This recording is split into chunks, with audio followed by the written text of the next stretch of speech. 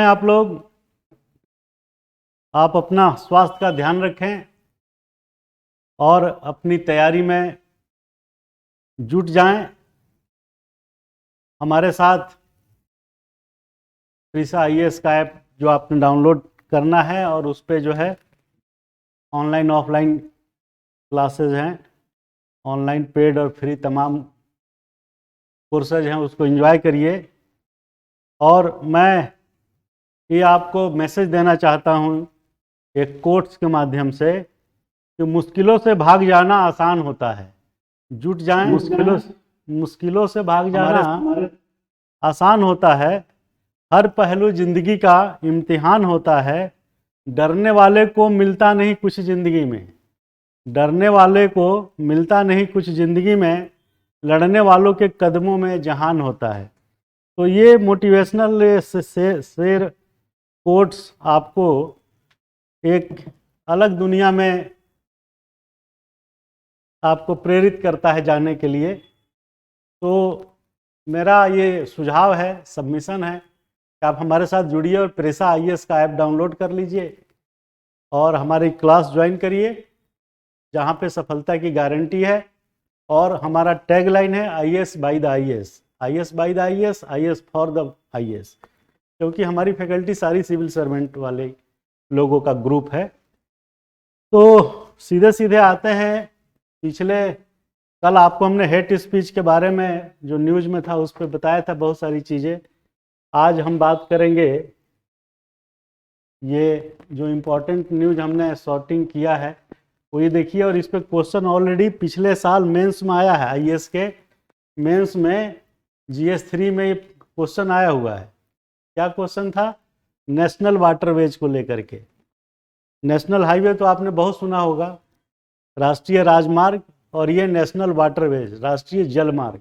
इस पर एक न्यूज़ आया हुआ है कि पिछले महीने माननीय प्रधानमंत्री ने बनारस से जो है एक क्रूज, जिसको समुद्री यात्रा पानी में चलने वाले जहाज़ के थ्रू जो होता है, तो उस पर जो है टोटल 51 डेज के लिए पूरा जहाज़ जो है यहाँ बनारस से चला और ये जाके अरुणाचल प्रदेश के पास जो है सादिया धुबरी, वहाँ पे ख़त्म होगा। 50 दिन का टूर था। इसमें जानने की क्या चीज़ है ये जानिए। न्यूज़ तो एक बहाना है कि भाई ये चीज़ चर्चा में आई। चर्चा में क्यों आई? क्योंकि ये छपरा के पास जा करके नदी में फंस गई, जबकि आधिकारिक सूत्रों से के हवाले से कहा गया कि ये भ्रामक खबर थी, मीडिया या किसी ने जो है अफवाह फैलाई थी। खैर जो भी है, सच्चाई में हमें जानने की ज़रूरत नहीं है, वो हमारा काम नहीं है। हमारा काम ये समझना कि ये नेशनल वाटरवेज क्या चीज़ है, कौन देखता है, कौन एजेंसी इस पर नियंत्रण रखती है, कौन इसका जो है ऑपरेशन मेंटेनेंस, और सरकार की क्या नीतियां हैं इसके ऊपर, ये जानना आपके लिए ज़रूरी है। बाकी तो चीज़ें जो है बहुत ज़्यादा मैटर नहीं करती है इस न्यूज़ में कि क्या हुआ क्या नहीं हुआ। गंगा विलास उसका नाम दिया हुआ उस शिप का। तो 51 दिन की वाइज जल यात्रा है, covering 5 Indian states in Bangladesh, will cost 50 से 55 लाख पर पैसेंजर। ये जो है न्यूज़ है। अब न्यूज़ में क्या है कि वो जा करके जो है, ये देखिए, अब ये फंसाने की जो बात है, क्यों होता है ऐसे? तो नेशनल वाटरवेज की लिमिटेशंस में ये बात आप समझ जाइए कि जहाँ पर ड्रिफ्ट जो है कम होता है, मतलब पानी का लेवल, और ये जहाज़ को जितना डीप में जाना है पानी में, समझ लीजिए कि यहाँ जहाज़ का ये है बॉटम, और उसका जो बॉटम मोस्ट है वो, उसके बीच क्लियरेंस जो है पानी का होना चाहिए। अगर इतना क्लियरेंस नहीं है तो प्रॉब्लम आएगी किसको? जिस जहाज़ को चलने में। तो ऐसा कुछ खबर था कि यहाँ पे ड्रिफ्ट कम होने की वजह से, सिल्टिंग ज़्यादा होने की वजह से ये फंसा, फिर जो है ये अपने यात्रा को चला। तो इसमें मेन चैलेंजेस क्या है कि नेशनल वाटरवेज कौन देखता है? तो इसमें एक टर्म दिया है IWAI। ये देखिए IWAI क्या है, ये पूछेगा, ये क्वेश्चन आ चुका है मेंस में। तो IWAI क्या है? Inland waterways authority of India. ये ऑटोनोमस बॉडी है, 2000 ये में बनी थी लग शायद ये इंडियन वाटरवेज। इसको कहीं ठीक से लिखिए, Indian waterways authority of India. इसका काम क्या है? इसका एक ही काम है कि देश में नेशनल वाटरवेज को डेवलप करना, आइडेंटिफाई करना, डेवलप करना और उस पर ऑपरेशन करना। तो अपने देश में इस समय जो है टोटल वाटरवेज, नेशनल वाटरवेज जो है फंक्शनल जो है 5 तक है, 1 2 3 4 5, और बाकी जो है 105 111 जो है आइडेंटिफाई किए जा चुके हैं जिसको डेवलप करना है। तो नेशनल वाटरवेज 1 कहाँ से कहाँ है ये पूछ सकता है। तो ये बनारस से लेकर के इलाहाबाद पटना होते हुए कहाँ, कलकत्ता तक है। और नेशनल वाटरवेज 2 जो है ये अरुणाचल प्रदेश से लेकर के आसाम तक है, धुबरी एंड सादिया। तो ये 2 फंक्शनल है ठीक ठाक, और इसमें जो 3 4 5 है वो अभी ऑपरेशनली जो है चल नहीं रहे हैं, शुरू नहीं हुआ है। और इसकी सबसे बड़ी बात इसमें जो आती है उभर करके वो ये आती है कि इसके साथ वाटरवेज के साथ चैलेंजेस क्या क्या जुड़ा हुआ है। वाटरवेज तो ठीक है, क्यों ठीक है? क्योंकि ये सस्ता पड़ता है। ये भी आता है कि आप इसके दूसरे मोड की तुलना में, मोड ऑफ ट्रांसपोर्ट में जब आप जाइएगा तो पहले आएगा रोड, फिर आएगा रेल, फिर आएगा वाटरवेज, और बाकी चीज़ें जो है वो एयरवेज। तो ये सबसे जो है सस्ता होता है।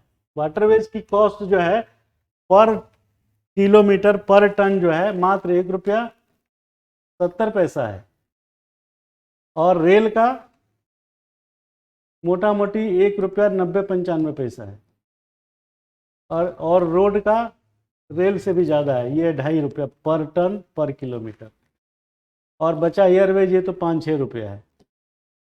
तो चूंकि इसकी कॉस्ट जो है ढुलाई की सबसे ज़्यादा कम है, इसलिए ये वाइबल है। लेकिन ये फिर डेवलप क्यों नहीं हो रहा है? वाइबल तो है, सॉरी वाइबल नहीं, जस्टिफाइड तो है, लेकिन फिर ये बढ़ क्यों नहीं रहा है? अगर इतना सस्ता है तो बढ़ क्यों नहीं रहा? क्वेश्चन ये पूछा जा सकता है जो पिछले साल मेंस में आया था कि national waterways authority of India के विकास के क्रम में उसकी अद्यतन स्थिति क्या है और उसके भविष्य में क्या क्या संभावनाएं हैं। तो भविष्य तो बहुत अच्छा है,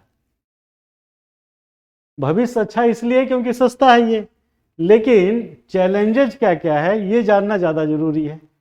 क्यों डेवलप नहीं कर पा रहा? 16 साल में 2 वाटरवेज हम लोगों ने जो है 800-900 किलोमीटर का एक है, और वो जो धुबरी NW2 लगभग 875 किलोमीटर है, NW1 जो होगा मेरे ख्याल से 1100 किलोमीटर होगा। तो ये डेवलप क्यों नहीं हो पा रहा है? ये सबसे बड़ी चुनौतियां हैं। सस्ता तो है, तो डेवलप ना होने के पीछे सबसे बड़ा जो कारण है इसमें, वो कारण ये है कि इसमें जो ड्रिफ्ट चाहिए, ये जो आप देख रहे हैं पानी का लेवल दिख रहा है, ये जो शिप है इसके नीचे इसकी तलहट्टी होगी, तो इसका ये बॉटम पार्ट और इसकी जो बेस तलहट्टी है उसके बीच जो होता है उसको ड्रिफ्ट कहते हैं। और ये ड्रिफ्ट जो है हर जगह मेंटेन नहीं है। क्यों नहीं मेंटेन है? क्योंकि नदियों में तमाम गाद, सिल्ट जिसको बोलते हैं अंग्रेजी में, वो जमा होता रहता है ना। तो जितना ड्रिफ्ट आपको क्लियर चाहिए उतना ड्रिफ्ट मिल नहीं पाता, तो फंस जाता है। उसको चलने के लिए उतना स्पेस तो चाहिए ना। इसका जो टॉप पार्ट है ये, और इसका जो बॉटम पार्ट समुद्र के पानी के अंदर है, तो ये क्लियरेंस जब भी कम होता है तो ये स्टक कर जाता है। और ये नेचुरल फिनोमिना है किसी भी नदी में, किसी भी नहर में, कि आपको जो है पानी के साथ साथ गाद, मिट्टी जिसे कहते हैं, सिल्ट इंग्लिश में कहते हैं, वो सब प्रवाहित होता रहता है, फ्लो करता रहता है। खाली पानी थोड़े ना होता है, पानी के साथ ये मिट्टी, धूल, कण, ये सब बालू वालू सब मिला रहता है। तो ये जो है धीरे धीरे जमने लगता है, डिपोजिशन होने लगता है नदी में, जिसकी वजह से पानी का लेवल जो है यहाँ आ जाता है। तो इसके लिए सबसे बड़ी चुनौती ये है अब इसको ठीक कैसे करेंगे? तो जहाँ पे पोर्ट होता है वहाँ पे आपने देखा होगा कि उस पोर्ट पे डिसिल्टिंग मशीन लगी होती है, पूरा एक प्लांट होता है बड़ा सा। वो क्या करता है कि पूरा जो सक करता रहता है, ये जो जितना इसमें आप देख रहे हैं ना सिल्ट जो है, इसको सक करके बाहर फेंकता रहता है, कंटिन्यूअस चलता रहता है ये। तो एक पोर्ट पे तो करना आसान है, लेकिन अब आप कल्पना करिए कि 875 किलोमीटर का NW2 और 1100 किलोमीटर का NW1, ये कितनी डिसिल्टिंग मशीनें ये प्लांट लगाना पड़ेगा। तो जब आप उसको इनकॉर्पोरेट कर लेते हैं, शामिल करते हैं कॉस्ट में, तब ये महंगा होने लगता है।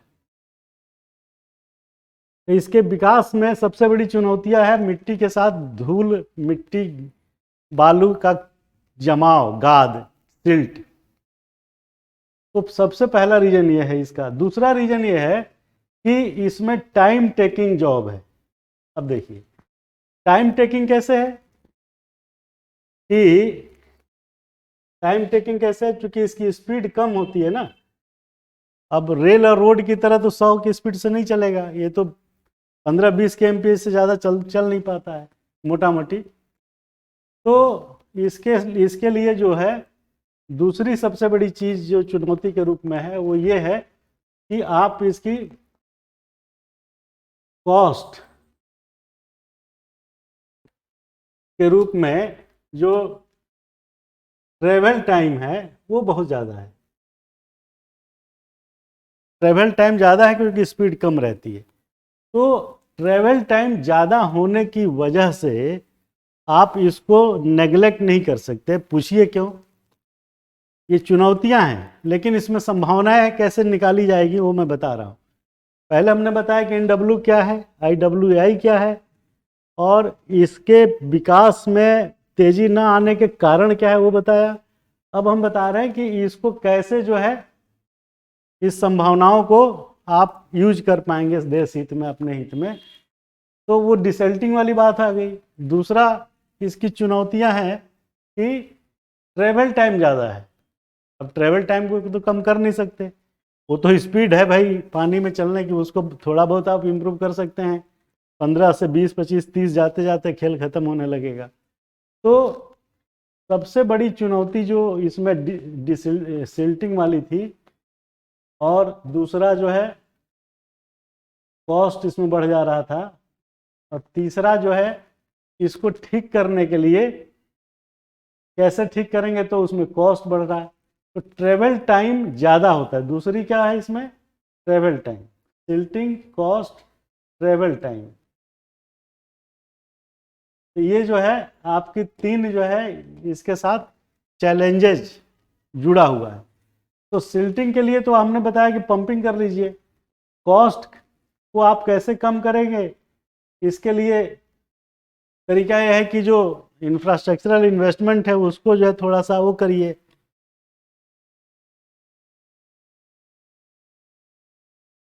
और ट्रेवल टाइम को कैसे कम करेंगे ये बहुत मुश्किल है, इसमें 15-20% से ज़्यादा गुंजाइश नहीं है। लेकिन इसको कैसे जस्टिफाई करेंगे वो मैं बता रहा हूँ कि ट्रेवल टाइम कम होने के बावजूद भी ये जस्टिफाइड क्यों है।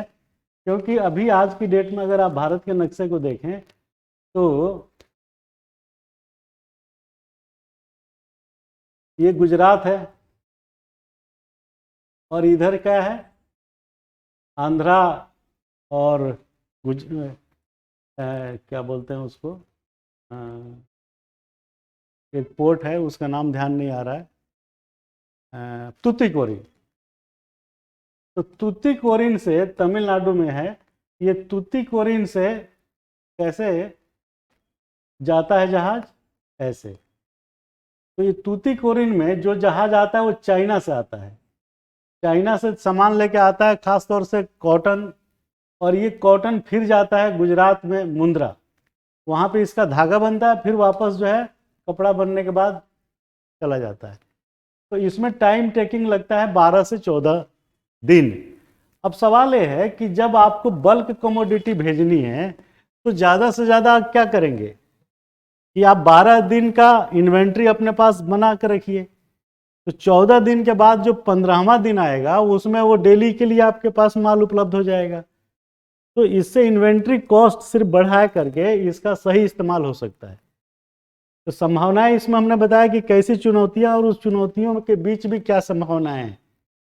तमाम बल्क कमोडिटी है, जैसे कि कॉटन बताया हमने, कोल बताया, आयरन ओर है, ये सब बल्क कमोडिटी है। तो अगर किसी यूजर के पास अगर उतने दिन का स्टॉक आप जमा करवा दीजिए इन्वेंट्री, तो चाहे ये 14 दिन में आए चाहे 12 दिन में आए, कोई फर्क नहीं पड़ता, चूंकि आपके पास माल पड़ा उसको आप यूज करेंगे। तो सिर्फ इन्वेंट्री कॉस्ट बढ़ेगी, और उस कॉस्ट को अगर आप ट्रेवल कॉस्ट में जोड़ के देखेंगे तब भी ये फायदे का सौदा है। जो आज की डेट में हमने बताया कि तूतीकोरिन से मुंद्रा गुजरात में अभी भी शिप जो है कार्गो जो है लेके आता है जाता है। तो ये तो न्यूज का एक बहाना था, लेकिन इसमें आपने ये जानने का हमने बताया कि ये क्वेश्चन आया हुआ था मेंस में कि कैसे जो है इसका इस्तेमाल होगा, कैसे इसका फायदा होगा, और क्या चुनौतियां, और उस चुनौतियों में भी कैसे संभावनाएं आप जोड़ेंगे, वो जो मैंने बताया इन्वेंट्री वाली। इस न्यूज में कुछ नहीं है, बस वो घटना हुई है, 3200 किलोमीटर ट्रेवल करना है, ये सब की ज़रूरत नहीं है आपको। ये सब कितना दिन में ट्रेवल करेगा, 51 दिन हो चाहे 50 दिन हो, ये न्यूज नहीं है, ये जानने की ज़रूरत नहीं है आपको। Tourist Dibrugarh via Bangladesh selling across 27 river system, ठीक है। तो इसका यूज कैसे करेंगे ये हमने आपको बताया। तो इस पर क्वेश्चन पिछले साल भी आ गया था, तो आपको नट सेल में बताए, क्या बताया कि IWI क्या है, ये हमने बताया। IWI का काम क्या है, उसका कार्य क्या है, ये बताया। तीसरा कि ये जो NWI है वो कितने नेशनल वाटरवेज पे काम कर रहा है, 1 2 3 4, तो 2 चल रहा है और बाकी 3 पे काम होना, बाकी आइडेंटिफाइड करीब 100 के करीब है। तो ये हो गया। अब वाटरवेज के लिए जो है, वाटरवेज की क्या चैलेंजेज है ये बताया। चैलेंजेज के बाद बताया हमने कि वाटरवेज की चैलेंजेज में भी अपॉर्चुनिटी कैसे है वो बताया, और इस चैलेंजेज को आप कैसे ठीक करेंगे इन्वेंट्री बढ़ाकर, ये चीज़ें बताए। तो ये क्वेश्चन बना। अब आप न्यूज़ खाली पढ़ लेंगे और आप उसको समझ नहीं पाएंगे तो दिक्कत होगी। आगे के न्यूज़ के लिए आप हमारे साथ डिस्क्रिप्शन में दिए गए लिंक को क्लिक करिए, और अगले न्यूज़ पे हम जा रहे हैं उसको वहाँ ऐप के थ्रू देखिए।